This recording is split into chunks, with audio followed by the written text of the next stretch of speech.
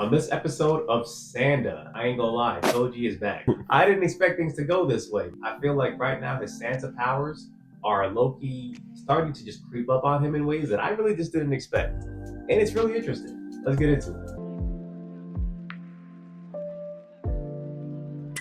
How'd you feel about this episode? It's a little bit slower now, but now that we're seeing what's actually going on, it's starting to fill in a lot of gaps that we saw before. And honestly, I think it's needed. His powers are very new to him, even though he knew he was a descendant of Santa Claus. Mm-hmm. It just seems like, aside from understanding that fact, no one really ever explained to him what it really means to get these powers, right? So we find out he's a human lie detector. So anytime a kid lies to him, something falls. Yeah, that part was crazy. Remember when he was talking to that girl and there was something in her hair, and then he pulled it out for her, and she's like, "Oh, you're so nice," but something fell, right? But we didn't know what that was. We just thought it just randomly fell, But then when he finds out later that he has that lying ability power, so basically in her mind she said, don't touch my hair now. Principal pulls up on him. He already has his suspicions as far as what's going on here, but at the same time, he still does care about the kids in his own sick and twisted way. So he's just trying to pull them aside to ask them some questions, right? And as soon as that happens, they knew hey, once you get into the principal's clutches, you're kind of cooked. No, he's a weird man. He'd be trying to take him to the basement. And, me. What do you mean by that, man? It's a little sus. It's a little sus. And mind you, he's been alive forever, so it's bro, how long he been doing this for? But hey, but you see the slash he got from Santa last episode, probably the day before, it's healed already. So either his plastic surgeon lives in the building or something's going on. I don't know. No, I agree with that. That was a little weird. But homegirl ends up, as soon as he's about to catch him, she's like, Santa, after that confess to you, I've always liked you. In fact, I love you more than anything in this world. And nothing falls. The whole building dang near gets destroyed. Yeah, the lights were falling on him. Yep. I was like, hey, how vehemently does she feel the opposite of that lie for all that to happen? He's sitting there just crushed hey, you hate me this much? And it's to the point where even though they know they kind of have to use his powers, it's affecting him a lot psychologically because it's almost he doesn't get to experience life like a normal person, right? He can always feel exactly how someone really feels about him based off of he's just always waiting for something to fall over when someone tells him anything. Yeah, that would suck. Yeah, so I kind of feel for him as far as that It is a blessing and a curse though. 100%. Because they were going to try and use it to find out more about the girl that's missing. So exactly. That's what happened up next. They went to the classroom and started asking questions about it. They were like, first of all, it's been a month. Why are you asking us now? But in the midst of them asking, everyone in the classroom low-key talking, and then one girl's like, what's the point? She's dead anyway. And then the book falls. You know something. Exactly. But they weren't able to immediately figure out who exactly it was. And before they could go any further, this man passed out.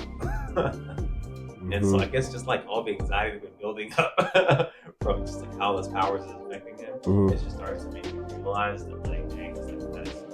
And honestly, if we look back through the episode, which we probably should, there was a lot of times at the beginning before they figured out the power where things fell. So if we look back, we can see where a lot of people were lying. You know what I mean?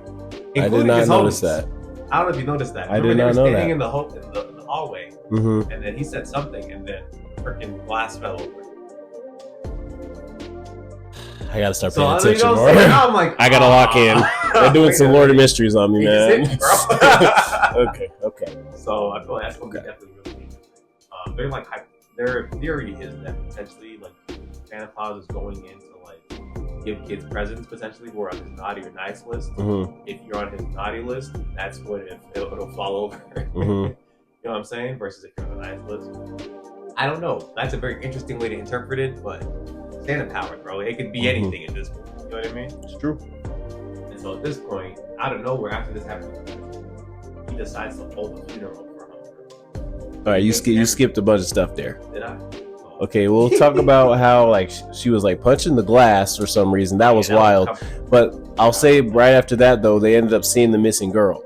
So in my mind, I'm thinking that missing girl was the one that said it in the classroom, maybe. Or am I? Yeah, but they said who said that, but they couldn't. I think everybody was talking at the same time. But we also don't know if she's a ghost or not or something. Something's going on. You know what I'm saying? Outran Sanda. That's a 40-year-old bodybuilder. That's what I'm saying. I think she got some type of power, because what if she said that and she's in the room and you can't really, you know what I'm saying?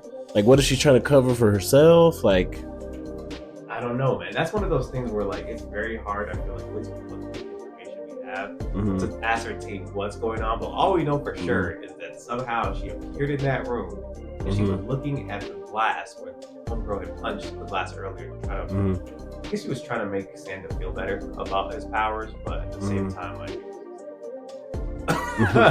chill. You know what I'm saying? And so, like, her being there and seeing that, it's like there was definitely some sort of sentimentality there. Like, she probably knew that was her blood, but for some reason she didn't say anything, just ran off. Yeah, that was weird. So now I'm even more confused as far as what's going on with this. It messed up homegirl for real too. Like, she sat there in silence for like a good couple hours because she didn't realize that she like actually saw her for a fat minute, and then she's like, "Well, if you were dead, you'd be dead. But if you got kidnapped, you wouldn't be able to look on us. We just saw you." Yeah. So, like, really, what's going on now? You know, like, it made everything that she assumed was going on just like invalid. So I feel like that's why it was such a big shock to her, especially because she didn't even say that.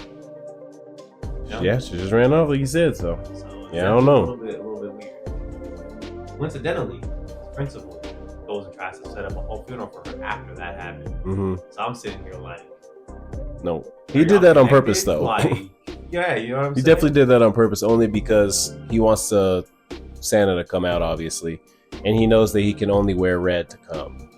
So eventually, everybody wear red to this funeral, which is crazy. And he has all. That's elite ball, though. Yeah, that's elite ball because. On me, so everybody's wearing like this red like outfit. He has all these people that are supposed to be like caterers for the funeral, but they're the Santa assassins that we learned about a couple episodes ago. So now we're just sitting here like, no. No, one of the assassins is like a common writer type guy, because he's been hunting down Santa for like 50 years or something. Apparently 20 years ago, he put the pause on Santa, a different Santa. Maybe. Yeah, so I don't know. He really enjoys this for real. What's really cool about him is that I feel like he has such a relaxed personality. Yeah, he was actually happy to be back on the campus and stuff. It's just reminding him of his good old days. He was like playing soccer, and then he started eavesdropping on our boys. Yup, and initially he thought like Sanda was over here trying to raise up homegirl. He was, right? though. a little bit. Not really. More so like he's trying to like comfort her. Remember, she is just about to go into the funeral with her bomb threat. Yeah, crazy. You know what I'm saying? So he's really just trying to talk her down from that. Like, hey, you don't gotta blow up the school to get this done. Facts. You already did it once. You know what I'm saying? You don't got to do it again. You know what I've noticed too? Every time they want to do something crazy, and you kids, man, a reminder, you don't even get in trouble. I'm like, yo, they different, bro. This is insane, bro. It's not that serious. It's really fun. Like, y'all got a crazy mentality out there. They must. The school must really got some money, because they don't have no money. They be talking about how the economy of this country sucks. Well, She's still about to vote his joint up. Yeah, I don't know. Either way, man, he finally talks her down a little bit, but in the meantime, he thought it was kind of a private situation. He says in the middle of the sentence, like, you know what I'm saying? Ever since I got these Santa powers, let me go. But at the same time, he didn't really like react initially, so I thought, okay, it's fine, because he was still enjoying the TV drama of it. And then, like, towards the end, I forgot what he said exactly. So he said he was like Santa's descendant, and then after he said that, he still let them talk a little bit more. He basically said that I'm gonna make you like me and things like that. But then I guess one of those words in between there is when he decided to shoot him. Bro, that's what's so crazy to me is like, I understand you're here to kill Santa Claus, but like, dang, bro, you just shot the kid. Like, you could have put thrown a red jacket on him or something. Like, homie just said. Man, we're lucky that he even shot him in the shoulder. That should have been. He could have shot him in the head. You know? I'm not mad at you for that. Like, yeah, he immediately turned to Santa Claus right there and then. And just 20 years for this. Crazy. This show is just like I said it last time. It's so weird, but it's really good. It's definitely a sleeper. Yeah, for sure. You know what I'm saying? I feel like it's really like trying to build up to something bigger, but at the the same time, the journey there is actually really interesting. You know, like the characters are just all very either likable or just at least like intricate. You know, like everybody really has their own goals and motivations. It's not even just like, oh, we're the main characters like posse. Like, nah, they all got their own like ways of doing things and how they want to get stuff done, and they're just always like balancing whether it's each other or the actual villains. You know what I mean? It's like you never know who's gonna mess up the plan, and half the time it ain't even the villains. It's either this girl or what's his name, the handsome one. Those are crazy. Yeah, they some weirdos, man. But now that like the other kid, he's like part of their group now. He's not gonna try and terrorize them anymore. So yeah, I mean, he has to wait till some cookies come out. You know what I'm saying? He goes crazy for his bakery. I mean, we gonna see. Yeah, it's all I feel like. You know what I'm saying? Like I just feel like he got the two naughtiest kids, and the ones that believe in him, and he's trying to help them out.